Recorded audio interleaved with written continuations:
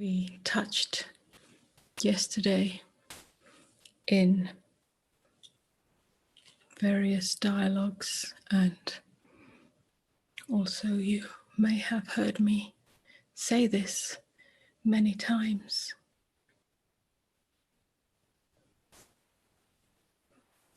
about the carrot that is dangled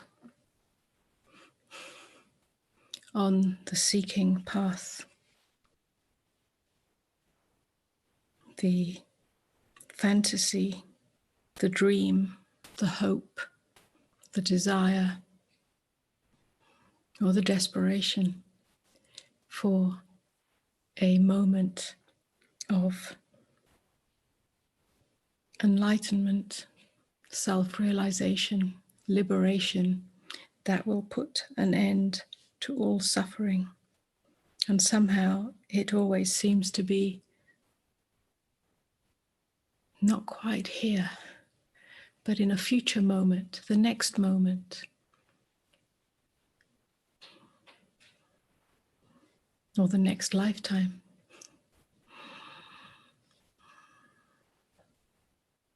Or the next meditation practice.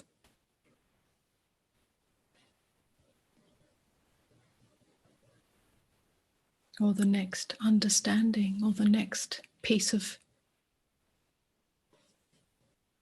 knowledge.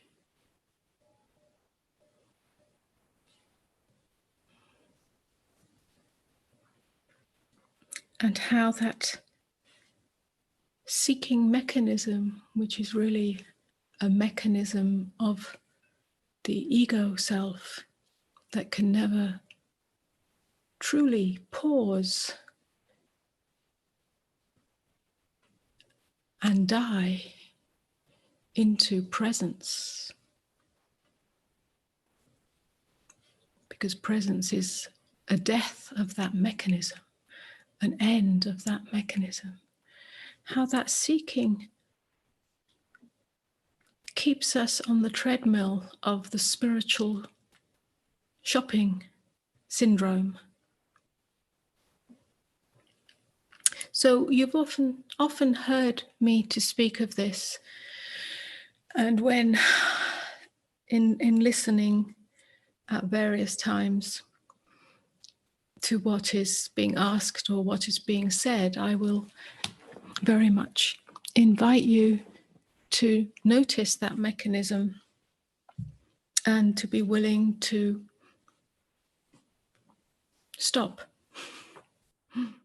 Because the stop, the invitation or command to stop, is often taken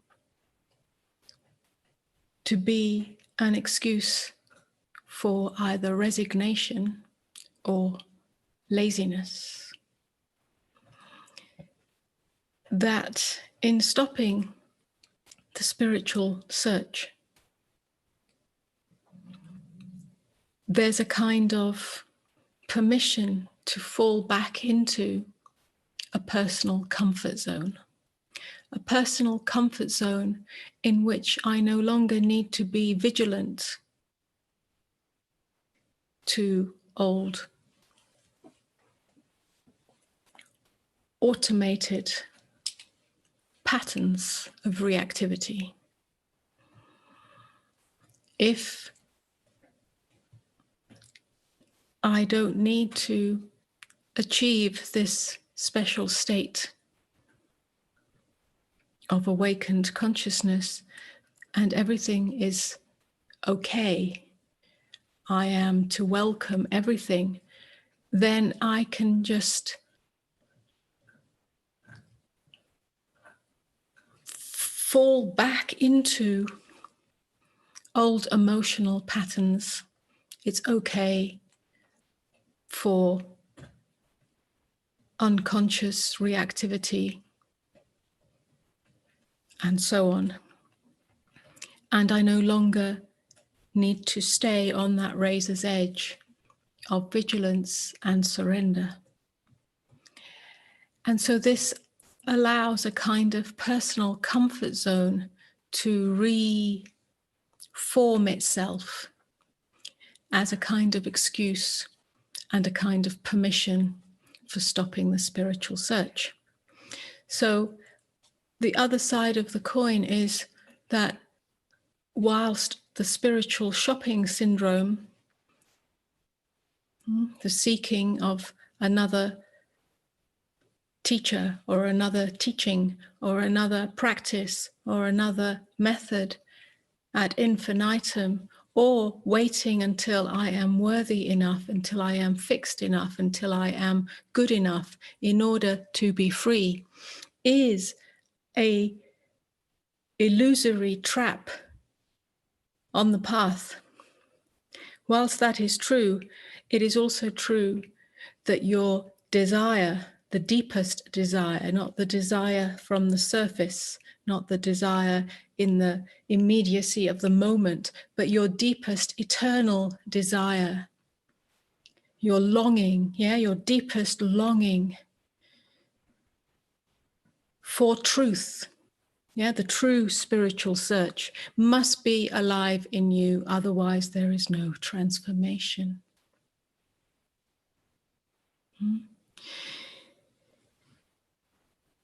Give up the search to keep adding to the spiritual shopping basket. Give up the waiting for the perfect time, the perfect place for freedom to be possible. But do not give up your sincere, deepest, burning for truth. That truth is not to be found in knowledge.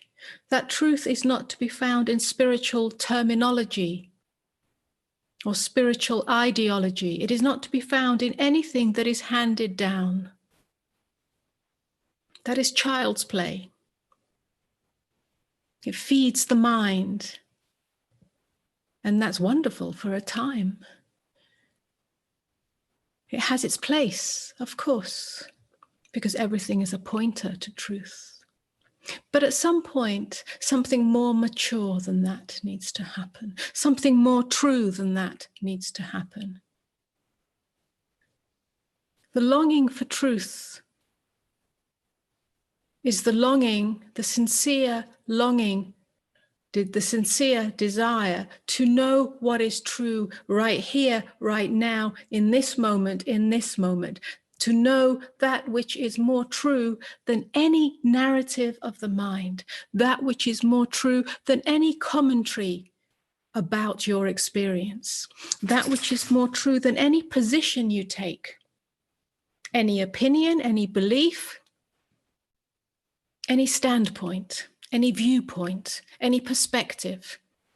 That which is more true than that, if your desire is sincerely for that, in this moment and in this moment and in this moment, in the face of every circumstance and every experience that life throws at you,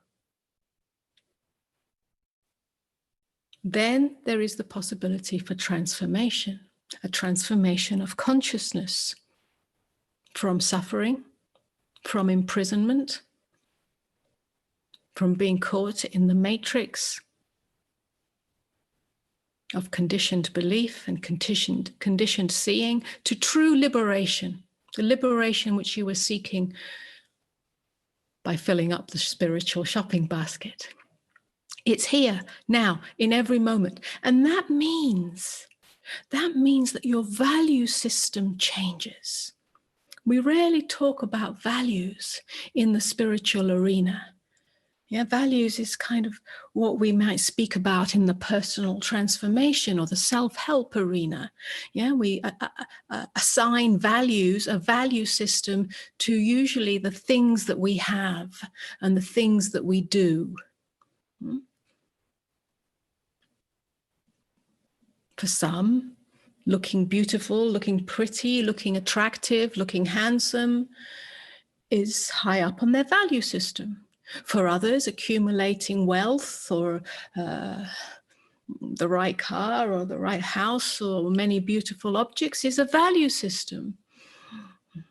For others, their creativity, their expression is a high up on the value system. For others, family is a high value system. And so we have these value systems that are not conscious, but mostly inherited and conditioned and influenced by our environment, our past environment, our current cultural, historical, geographical environment, and so on. And then we get what we value. What we value grows in our lives, and what we don't value doesn't grow. This that I'm speaking of, turning your attention to your deepest longing and being true to that, if that's what you're seeking. And here we are sitting in this group. So yeah, we are assuming that everyone is seeking liberation or seeking truth or some variation of that. So that's why we're talking about it. Unless that's your highest value, not just as an idea, a philosophy, a spiritual practice, but always 24/7. So that when life faces you with calamity or tragedy or loss or intensity or fear, whether it's a seemingly real fear of a real things in the world, nothing is real, everything is seen through the eyes of the perceiver, and that is always a filter, or whether it's something existential and therefore it's less visible, an existential terror. Yeah, when we're faced with that, that's when our value system kicks in. When your self-righteousness rises in the face of what is happening to you in your life, when your sense of reactive righteousness rises, when you get enraged or inflamed with an emotion, and that causes you suffering and you want to be free of it, it's then. That's the time when your value system kicks in. If you yearn truly to know what is true, deeper, closer, more intimate than anything that the mind can conjure up, than any defensive strategy, than any fantasy, either the fantasy of utopia or the fantasy of hell. Yeah? Either the dream of salvation or the nightmare of devastation. Anything the mind can, if you want to know what is deeper than that,